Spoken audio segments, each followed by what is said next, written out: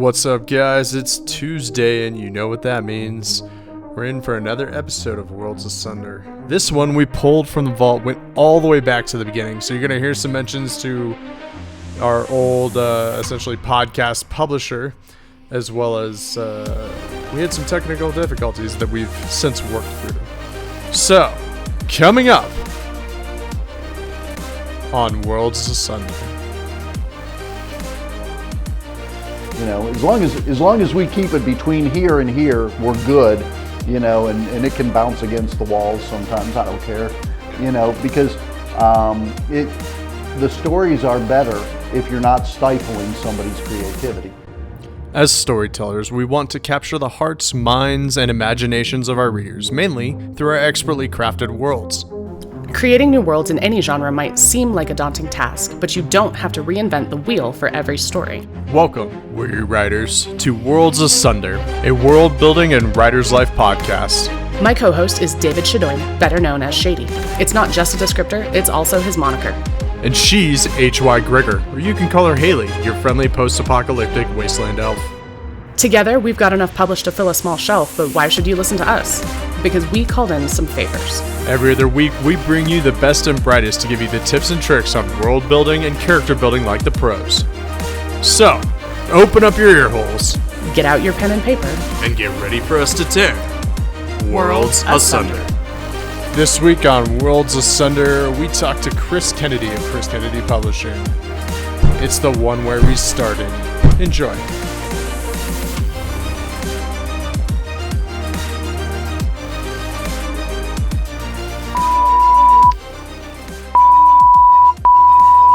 So I hate to do this, but we're going to start with the technical difficulty warning. Somebody forgot to turn on their microphone, so we've had to patch together a bunch of the audio. And unfortunately, I'm still doing a little bit of learning on how some of these microphones work. So bear with us while we get through this episode. Thanks.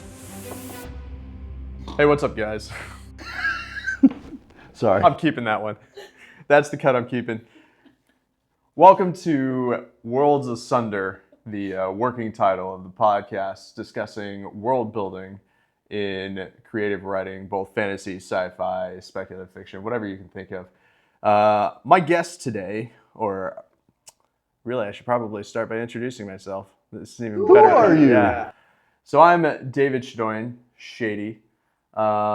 I am currently working for Book Career in a Year to bring you this podcast. I'll be one of your co-hosts. My other co-host, H.Y. Gregor, Haley, is over here. She's going to be helping me out conducting a lot of these interviews. And we're going to try and bring you a bunch of different guests from a bunch of different backgrounds. But this first guest that we're bringing on today is somebody a little bit closer to home for both of us. He's a Webster Award winner and a 3-time Dragon Award finalist. He is a prolific publisher with 400 plus books to his name, as well as an author with at least 30 plus books, writing in the Theogony series, writing with David Weber, and writing in the Terran Republic series with Chuck Gannon. But he's most well known for the universe that we're gonna delve into a little bit today, which is the Four Horseman Universe. He is the factory boss of Chris Kennedy Publishing. Welcome, Chris Kennedy. Hey, thanks, Shady. Thanks for having me here. Great to be here. We're excited to have you, especially because, you know, we are talking to newer authors, and we are talking to, you know, an audience who wants to learn, much like Haley and I have been able to learn from you and from many others. So we're kind of making a revenge tour by bringing all of you guys on, you know, making sure that everybody gets all the same treatment that we got. Well, it's a good place to start talking with the Four Horseman Universe, because that's been the first book for a lot of different authors. It's started a lot of careers, so it's a great place to start for us. Started my career, in fact. But yeah, so it's, you know, as you said, it has started a lot of careers, and you have always been good about when you throw out anthologies and stuff. You're always really good about having open calls, and you try and get, you know, at least 4 new authors, especially in the 4HU. Absolutely. That was something that's very important to me. when I first started, I got into an anthology that I really had no business being part of. I was somebody that didn't have anything. It was my first book, or my first story. It probably was awful. I'm afraid to go back and read it. So you know, I want to do that for the next generation and help them along. And you know, like I said, it's really important to me. It's also important to Mark Wandry, who's the co-creator of the universe. Yeah. And yeah, and on that note, you and Mark started this with 4 books. One of them sitting here in front of you, The Golden Horde. Can you talk us through and describe the process, like when Mark pitched you Cartwright's Cavaliers, and then how that developed, and how the both of you took that, and you know. There's a story. Yeah. Well, it starts, you know, like all good publishing stories, in a bar. We were at a convention having a beer one night, and he said, "Hey, I've got this idea for a series." I said, "Okay, well, tell me about it." And he did, and he said, "You know, it's this new universe, people driving powered armor, you know," and he explained a little bit to me, and I thought it sounded great. And he said, "Hey, you know, I know you're publishing some people, so you know, we'd run it through your publishing company." Well, okay, great. When, you know, would you like to write it with me? And I said, "Well, I'm kind of working on something right now. I had my own series I was doing." I said, "But let me finish it, and sure, I'd love to do it with you. Sounds good." Well, it took me a whole year to finish the things that I was doing. So I happened to see him again at the same convention the next year. And I said, "Hey, whatever happened to, you know, that book you were writing? It was Cartwright's Cavaliers, right?" And he says, "Well, I haven't really done anything with it." And I was like, "Well, why not? I told you I wanted to be part of this." And he said, "You do? I thought you were just pushing me off." And I was like, "No, I want to be part of it. You know, tell me about it." And he said, "Well, I've got the first book almost finished." And I said, "Great. You know, do you have it here? Can I read it?" And he said, "Sure." So he sent it to me, and I stayed up way past my bedtime that night because it was really good. And in the next morning, I said, "You know, I've got some bad news for you." And he was like, "Oh, you didn't like it." I said, "No, we're gonna have to write a lot of books together." He was like, "What?" I said, "Yeah, it's great. I'm looking forward to it." And you know, so we sat down.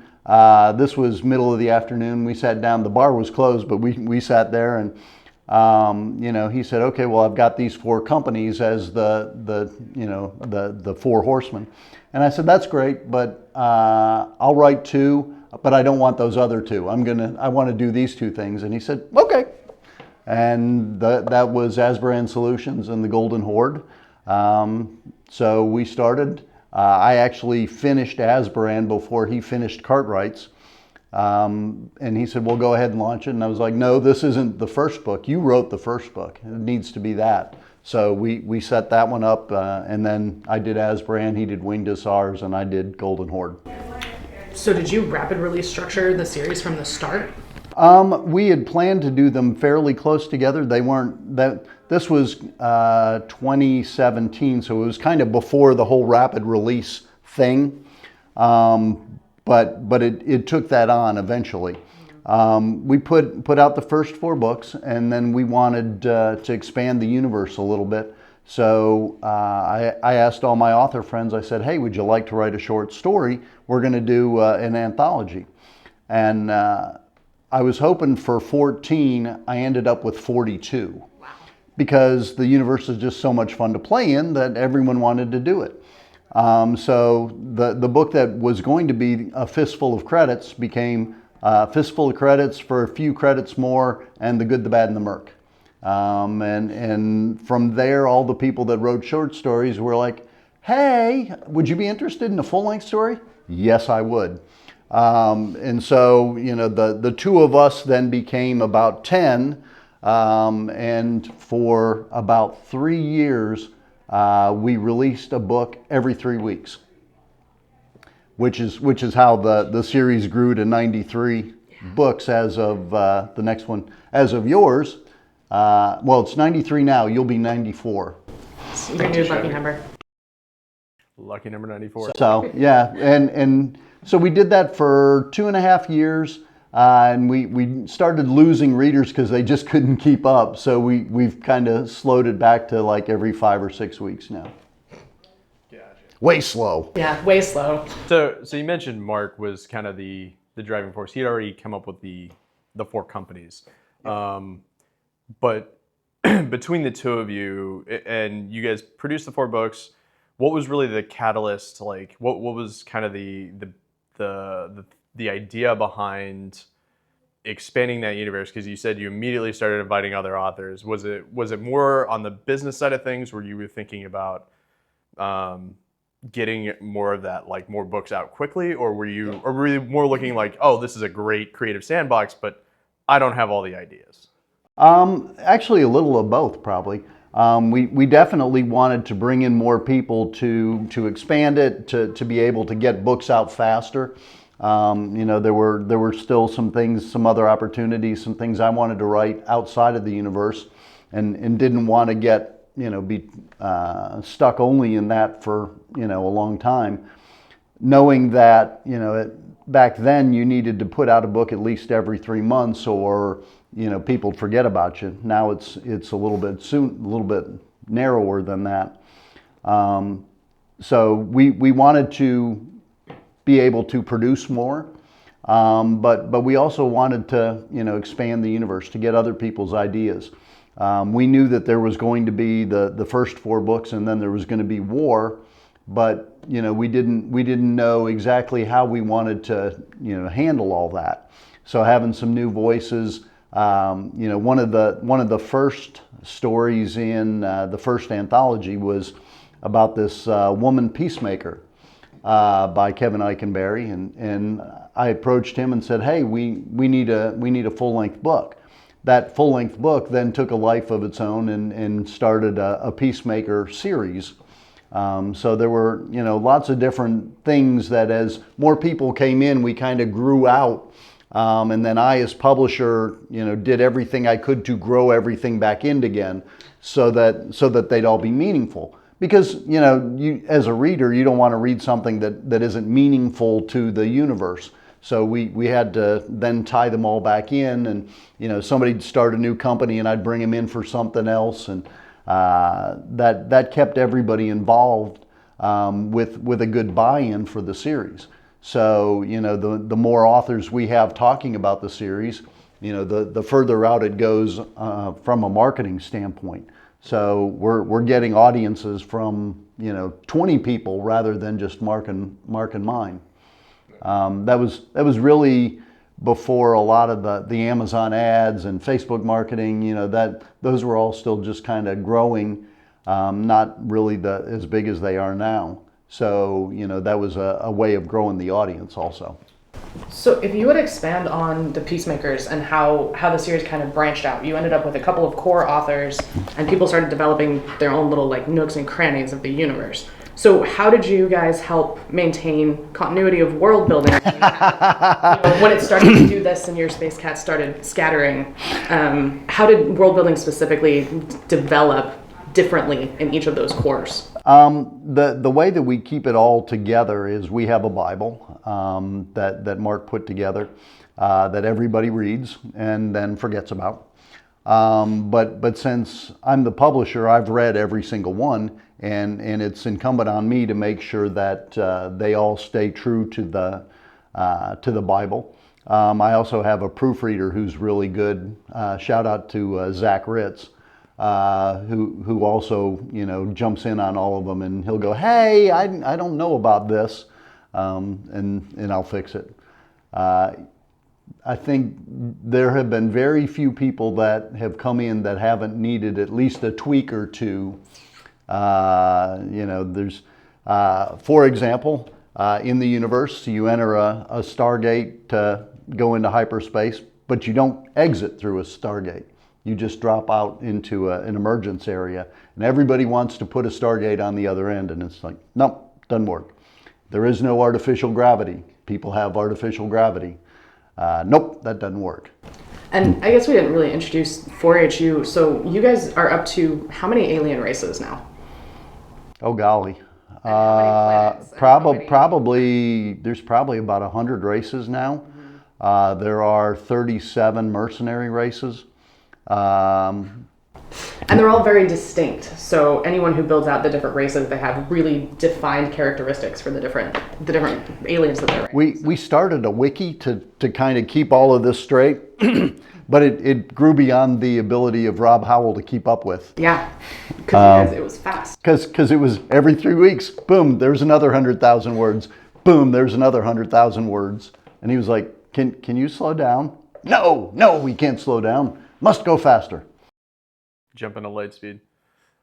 So kind of on that note, right? So we were talking about the world building aspect of it. It did branch out a ton, but where do you and Mark kind of perceive that you started? Did you start with the characters, right? The four different distinct mercenary races, or did you start with a plot line? Well, it's not four different merc races. The Four Horsemen are all human. Sorry, four companies, yeah. Yeah, but we started with those four companies, led by an individual. Each one, has the character, and that was the start. The company name was, not as important as the actual person. Gotcha. And then they're putting down their story, and as Mark did the first one, Cartwright's Cavaliers. It was a standalone. Asburan Solutions came second. I think they touch once, and then Winged Hussars touches a couple more, and then Golden Horde is talking to all of them, yeah. so that it all ties together, and then having brought everybody together, then they all end up going off to fight. You've got peacemakers now from Eikenberry, who's trying to keep the peace, trying to keep people from doing bad things. In a large galaxy, though, that's not always possible. And one of the things that each race, when they come into the Galactic Union, has to do is they have to provide peacemakers. They have to do their own part. So if you want to play, you have to pay. Makes sense. So then, so you have these four character leads. You have a kind of a thread of a plot through the first four books. When did you know that you were, or how did that work out in your mind that now you have this central plot line that you're going to kind of bring all of these people back? Well, we knew the central plot line. We knew where they were all going to meet, okay. and where we were going from there. It got a little more, we knew the basics. And as more people came in, we'd add what they were doing. So there was a little pile, and then it got bigger, and then it got bigger, and as more people came in and brought their mercenary companies, we added them in, and that gave us the ability to attack planets and do all sorts of things because we had more people now. One company of 50, 100, 200 people isn't going to do anything more than just a single objective. If you're going to do something large scale, you need a whole lot more.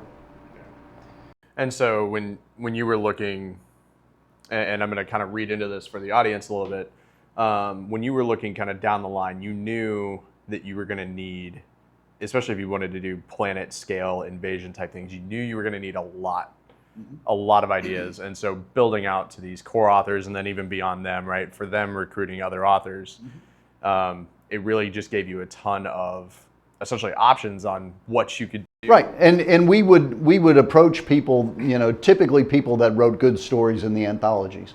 There are now, I think, 12 anthologies, and we use them to help build, because we would, turn it open to probably 6, 8, 10, established authors, get 4 new people in, and we'd say, okay, here's where we're going, here's where you need to stay in this box. But if you have a new idea that you want to do, run it by me or Mark, and we'll talk about it.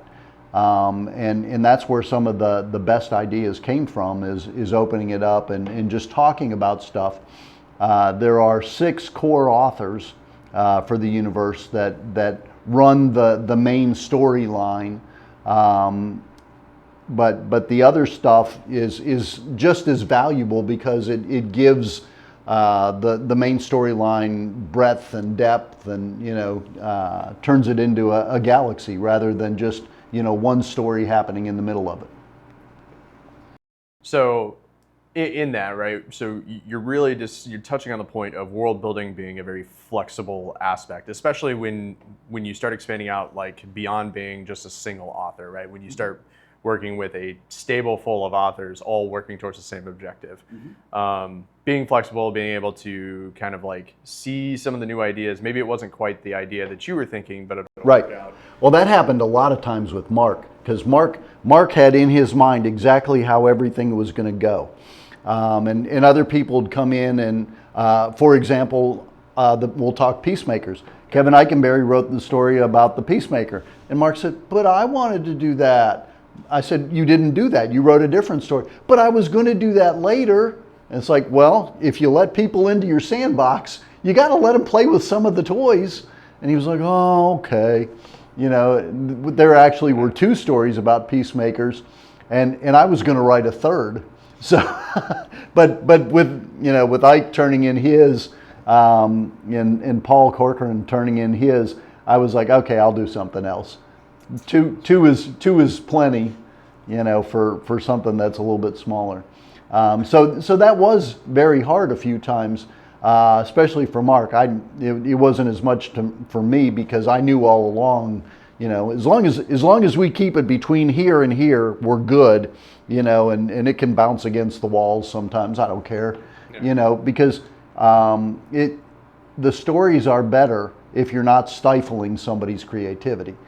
So I try and let the new authors, basically do whatever they want within the guidelines of the universe, and they've got to keep the same tech. That's been a problem a few times where we're at like book 87 and somebody says, hey, I've got this new weapon and it's gonna be more powerful than anything else. And I'm like, where was it the first 86 books? Because the readers are going to want to know. So the readers know more than some of the writers do because they've read all of them. The readers have read all of the books. The authors typically have only read theirs or a few books plus theirs.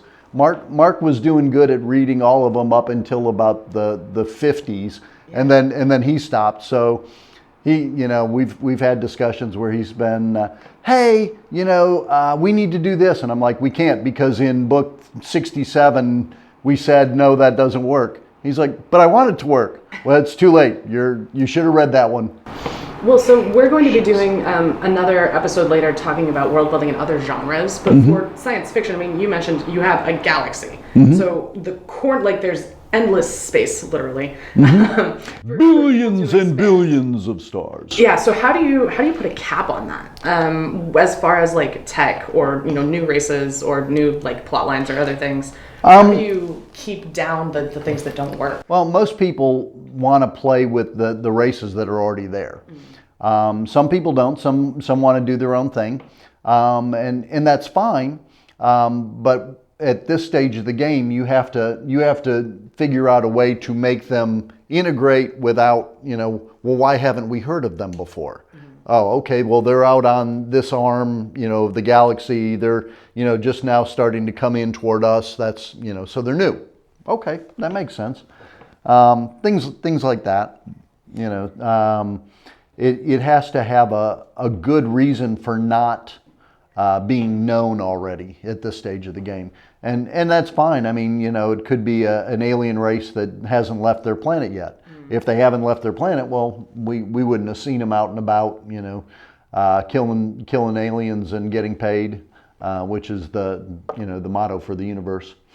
I can imagine worse ways to make money. Yeah. Did I answer the question? I kind of went off on a ramble on that, but That's what we're here for.